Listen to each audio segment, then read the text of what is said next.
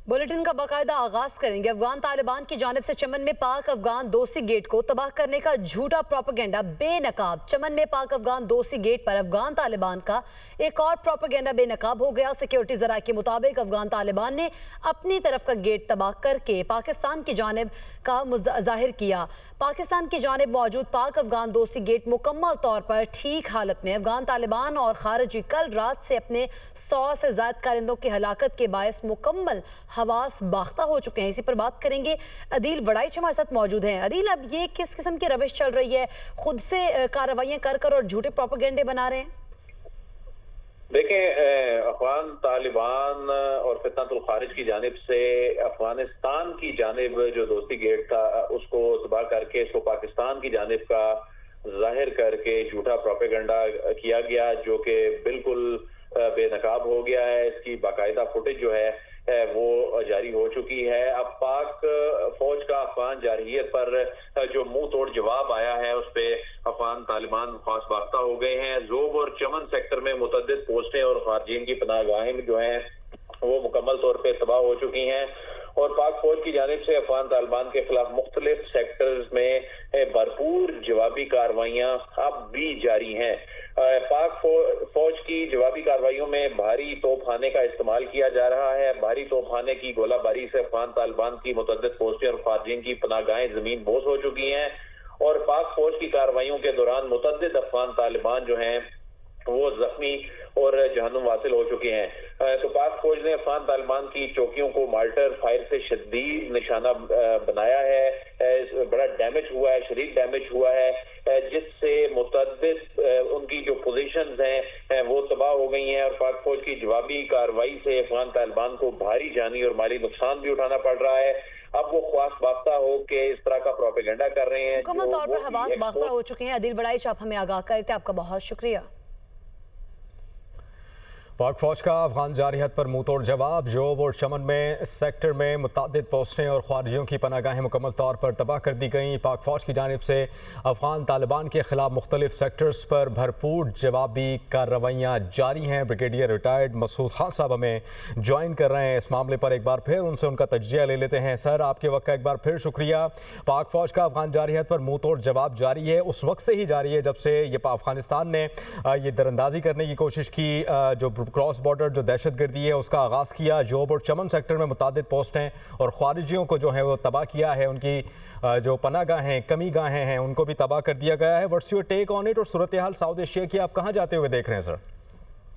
देखें कि मेरे ख्याल में जिस तरीके से ये स्पेशली जो बलूचिस्तान में वाक़यात हुए हैं और मेरे ख्याल में जोब में जो वाक़या हुआ है तो बहुत इसलिए भी इम्पोर्टेंट था क्योंकि यहाँ पे इन्फिल्ट्रेशन और यहाँ से दहशतगर्दी की तश्कीलें ज़्यादातर संबाजा के एरिया से आती रही हैं और इसी तरह नौशकी में एरिया में जो गजनाली जो पोस्ट कैप्चर हुई वहाँ से भी फितनतुल हिंदुस्तान की एंट्री होती रहती थी। जहाँ चमन क्रॉसिंग की बात है, देखें कि यहाँ पे जो है कि इसके साथ ही वेश मंडी है और स्पिन बुलडॉग यहाँ से तकरीबन 14 किलोमीटर के फासले पे और स्पिन बुलडॉग जो है इनका एक मेन आर्मी का हेडक्वार्टर भी है, पुलिस का हेडक्वार्टर भी है और फिर ये लॉन्चिंग पैड रहा है टेररिस्ट का और फितनतुल खारिज का, फितनतुल हिंदुस्तान का और पास में भी इसको यूज करते रहे और ये भी इसको यूज कर रहे थे। और तो मेरा ख्याल में कि जिस तरीके से इसका रिस्पॉन्स किया है आफ्टर जो जिस तरीके से उन्होंने जो गेट वाली साइड अपने साइड वो गेट को डैमेज किया है, उससे तो एक इंडिकेशन ये है कि they are no more interested in तिजारत वगैरह में। तो मैं तो ये रिकमेंड करूंगा फौरन हमारे ट्रेड को मुकम्मल सस्पेंड कर देना चाहिए। हमारा जो गेट्स की जितने एंट्रीज एंड एग्जिट्स है वो क्लोज कर देना चाहिए।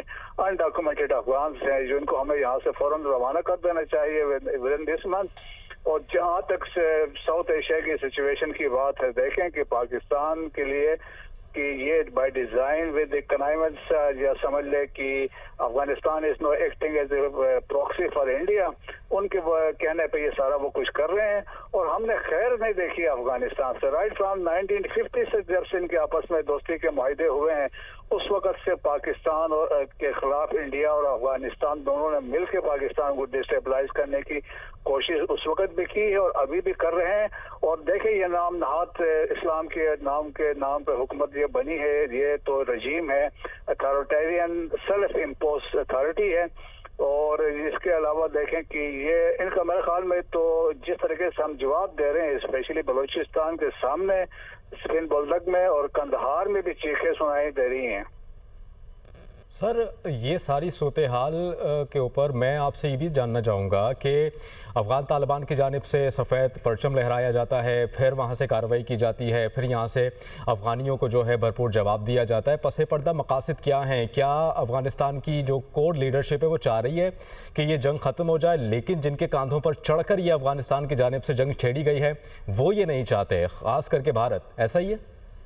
ये देखें कि एक तो कोई फौज ही नहीं है, ये एक रजीम के रेक टेक मलेशिया है और जिसमें अभी दहशतगर्द में मिल गए हैं, फितरत हिंदुस्तान भी ज्वाइन कर चुका है, फितरत खारिज भी शामिल है।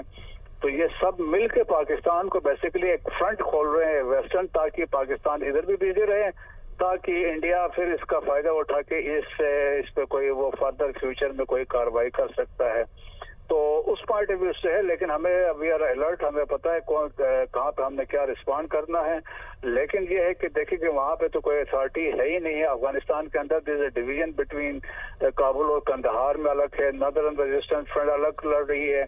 तो अभी देखें ना कि 42% गवर्नमेंट जो पॉपुलेशन को रिप्रेजेंट करने वाले लोग they are ruling Afghanistan, so there is no inclusive government है। तो दुनिया में कंसर्न का इजहार किया जा रहा है। Afghanistan has become an epic centre है और जो अलकायदा के लिए 9/11 की जंग हुई थी वो दोबारा मुनज़्ज़म हुई है, इस्लामिक स्टेट मुनज़्ज़म हुई है। और इसके अलावा ये TTP है जिसको अभी रिसेंटली अमेरिकन ने कहा कि it has no become a threat to world peace. So therefore likely आप देखेंगे नियर फ्यूचर में इन्वॉल्वमेंट ऑफ इंटरनेशनल प्लेयर्स। इंशाल्लाह ये सूरत हाल जो है वो पाकिस्तान के हक़ में ही हम देखेंगे। आप साथ ही रहिएगा सर, हमें एक बार फिर ज्वाइन करेंगे ब्रिगेडियर रिटायर्ड वक़ार खान साहब। सर, आपके वक्त का बहुत शुक्रिया। सूरत हाल पर आपका क्या तज्ज़िया है और आने वाले वक्त में हम क्या देख रहे हैं साउथ एशिया की सूरत हाल? जी, इसमें एक तो फाशिस्ट रजीम है मोदी की और एक मुनाफिक रजीम है तालिबान की, जिसपे थोड़ा बहुत शक था पाकिस्तान में कि शायद ये कोई इस्लाम की खिदमत कर रहे हैं। अब चीजें बड़ी क्लियर हो गई हैं। मोटी बात यह है कि महमूद गजनी की औलाद क्लेम करती है, हालांकि वो तुर्क थे, कि वो आज एक मुशरिक के पाँव में पड़े हुए हैं और उनके डॉलरों पे जो है वो पाकिस्तान के एक इस्लामिक ब्रदर मुल्क के अगेंस्ट जो है विदाउट एनी रीजन जो है वो कोशिश कर रहे हैं कि उसका नैरेटिव जो है वो लेके चलने और मीडिया में बेसिकली एक जो है तासुर कायम करें। अल्लाह का फजल है, आई थिंक 10-11 की रात इनकी ठुकाई हुई और अभी मेरे ख्याल में पाकिस्तान का रिस्पॉन्स आया है, चाहे वो कुर्रम में था रात को इसी तरीके से इधर स्पिन बोल्दक में, और मैं खुद रहा हूँ बलूचिस्तान में। स्पिन बोल्दक बहुत बड़ा दहशतगर्दी का अड्डा है और बहुत हैवी इंफ्रास्ट्रक्चर था वहाँ पे।